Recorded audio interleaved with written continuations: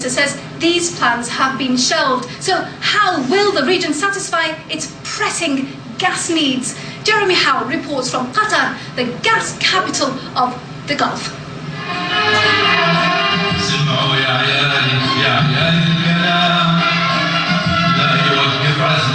In a ceremony at Qatar's new gas processing plant at Ras Laffan, actors play a pageant for crown princes of Qatar and Abu Dhabi and an audience of international guests. Our country was poor, goes the plot, before the discovery of vast gas fields. Qatar is now one of the most prosperous nations on earth. The ceremony marked the opening of a giant project to export gas to neighbouring states, a $4.5 billion pipeline supplying the Emirates and also Oman. The UAE's population is growing fast, and so is its industrial base. Demand for fuel is rising by well over 10% a year.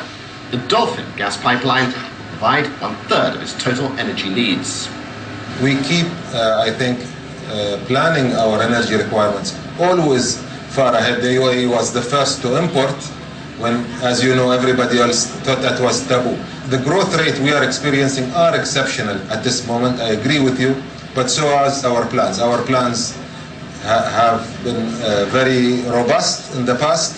They will also continue to be robust in the future. Dolphin links 3 small Gulf states, but supplying gas to needy neighbours in this way could free up other energy resources in the region which international markets are crying out for. When Gulf states run short of gas, they burn oil in their power stations instead. That's oil taken off the international market, driving up its price. The situation is worst in the summer because it's then that the air conditioners of the Gulf are running full pelt and the demand for power is at its peak. The only other options are direct burning of crude oil or burning fuel oil and distillates. And to the degree that those requirements increase, somewhere in the range of 500,000 to 1 million barrels a day, I expect, is the problem for the world coming out of the Middle East this summer. Other countries in the Gulf are also short of gas for their power stations. Kuwait, for example, which had blackouts last year and has an energiometer in Kuwait City to show residents how close the power stations are to reaching overload again. They'd also like Qatar's gas, and so would Bahrain, which is worried about how to fuel industries like aluminium production in the long term. They were in talks with Qatar about building a pipeline to them as well, creating a Gulf-wide grid. But there were disputes about whose waters the pipeline would pass through, and now, says Qatar's energy minister, the opportunity has passed. Yes, we discussed in the 90s, and in that time, we proposed to establish a GCC grid. But in that time, unfortunately, some other states thought that they don't need it. And so we say, okay.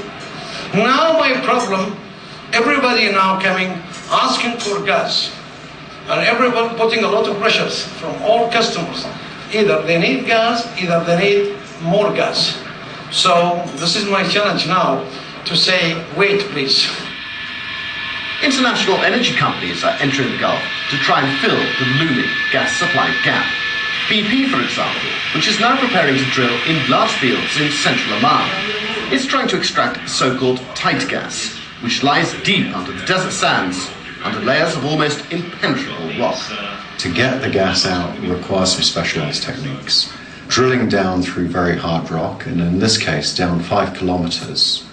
And how do you actually break open the rock, which is like marble, to go and establish fractures and fissures in the rock to allow the gas to come up the wellbore and allow it to be produced. For Oman, there is a supply gap. It'll open up probably in 5 years.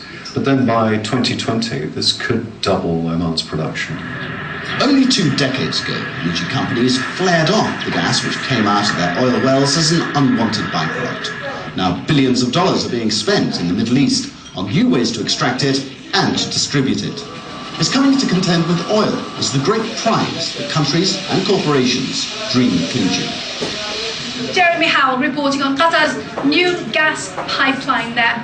Now, the Gulf states are already contemplating life after oil and gas. Qatar, Bahrain and the United Arab Emirates are diversifying into areas like tourism, construction and banking. But Kuwait's government still depends on oil for over 90% of its revenue. So it's come up with an ambitious 5-year plan to diversify. But will it work?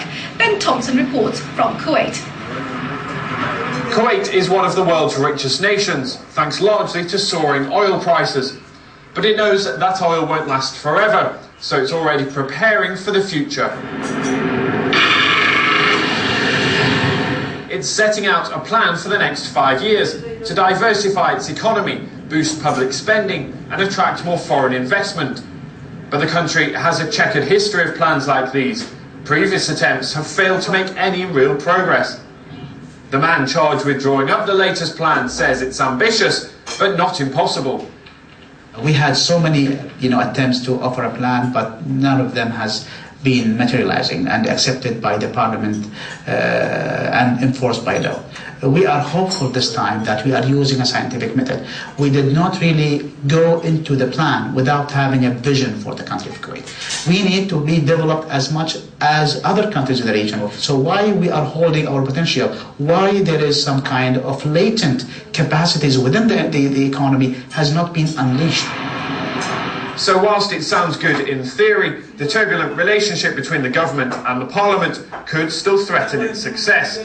Parliament accuses government of corruption. The government says Parliament is simply blocking reform. The latest impasse led to the mass resignation of the government and Parliament was dissolved. In such a turbulent political climate,